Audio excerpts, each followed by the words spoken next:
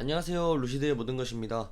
10월 20일 마감을 기준으로 루시드 모터스의 주가를 한번 살펴보겠습니다. 루시드는 오늘 1.98% 하락세를 보이고 있습니다. 전일 종가는 24.73달러였고요. 0.49달러가 내려가서 24.24달러로 장을 마감했습니다. 주가의 1일 변동폭을 보면 최저점으로는 24.14달러까지 내려갔고 최고점으로는 약간의 상승세를 보이면서 25.27달러까지 올라간 것을 볼 수 있겠습니다. 지난 5일간의 주가 변동을 보면 약 7.69% 상승해서 1.73달러가 올라간 것을 볼 수 있겠습니다. 오늘은 해외 커뮤니티 사이트에서 루시드 그룹에 대한 해외 반응을 보려고 합니다. 현재 해외 반응으로는 루시드가 굉장히 뜨거운데요. 해외 사이트에서의 검색 순위가 상위권에 있을 정도로 루시드 그룹의 명성이 올라가고 있다고 합니다.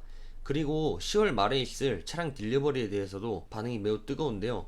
첫 번째 의견을 보면 연말까지 루시드 가격에 대한 예측이 어떨 것 같냐라는 질문이 올라왔습니다. 루시드는 지금까지 모든 것이 순조롭게 진행되고 있는 것 같고 곧 자동차가 인도될 것으로 예상되는데 올해 말까지 주가가 얼마가 될 것으로 예상하는지 또 내년까지는 주가가 어떻게 될지 물어보고 있는 의견입니다.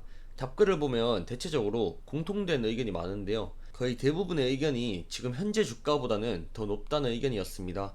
올해 말까지 30달러에서 35달러까지는 머무를 것이고 2022년 말까지는 80달러에서 100달러까지 올라간다는 의견도 있습니다. 루시드 그룹이 에너지 저장 사업에 본격적으로 진출하게 되면 더 올라가게 될 것이다 라는 답글입니다. 또 개인적으로 연말까지는 60달러에서 80달러 사이를 왔다 갔다 할 것 같지만 현실적으로 생각했을 땐 30달러에서 45달러 사이에 있을 것 같다는 의견입니다. 2022년 말까지는 110달러와 180달러를 움직일 것이다 라고 하고 있습니다. 연말에 30달러에 도달할 것이라고 생각하는데 그쯤 정체될 수도 있고 더 높은 주가를 가질 수 있게 그쯤에서는 새로운 호재가 필요할 것이라는 의견입니다. 또 루시드 그룹이 이 커뮤니티 사이트를 읽고 있는 것 같다는 의견과 함께 자신의 요구사항을 읽어줬으면 하는 바람으로 이 의견을 작성했다고 하는데요. 향후 10년간 루시드에게 도움이 될 만한 요구사항들을 작성한 것 같습니다. 최대한 빠른 시일 내로 해야 하는 것은 당연히 차량 인도고 향후 2년 내에 할 수 있는 일들은 루시드 에어 대량 생산과 의류 판매 사업이라고 합니다.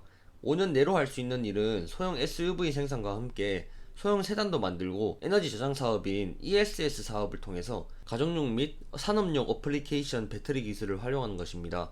그리고 향후 10년 내로 할 수 있는 사업들로는 태양열 발전 시스템과 또 배터리팩 기술을 활용해서 해상 운송과 항공 운송에도 사용하고 철도에도 활용하자는 의견입니다.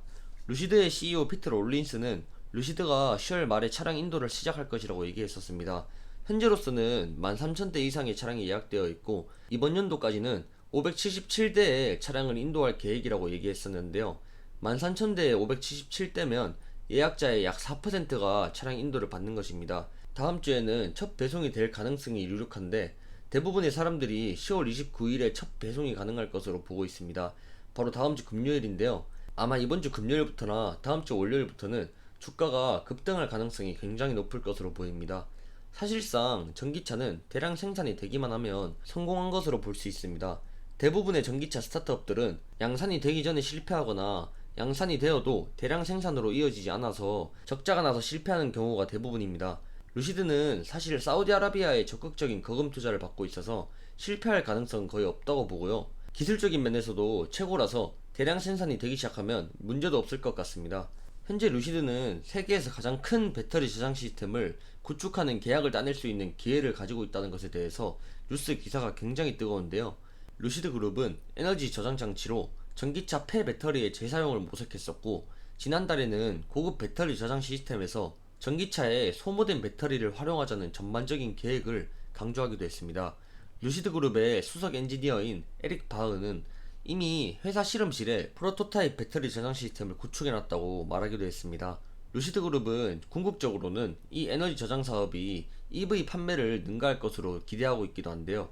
현재 사우디아라비아의 홍해 프로젝트 CEO의 인터뷰에 따르면 사우디아라비아가 세계에서 가장 큰 배터리 저장 시스템을 구축하려고 한다는 소식이 있습니다. 그런데 사실상 루시드 그룹은 EV용 배터리 기술을 보유하고 있고 이 기술을 판매할 수는 있지만 배터리 자체를 만드는 회사는 아니기 때문에 이익의 가장 큰 부분이 루시드에 있는 게 아니라는 게 대다수의 의견입니다.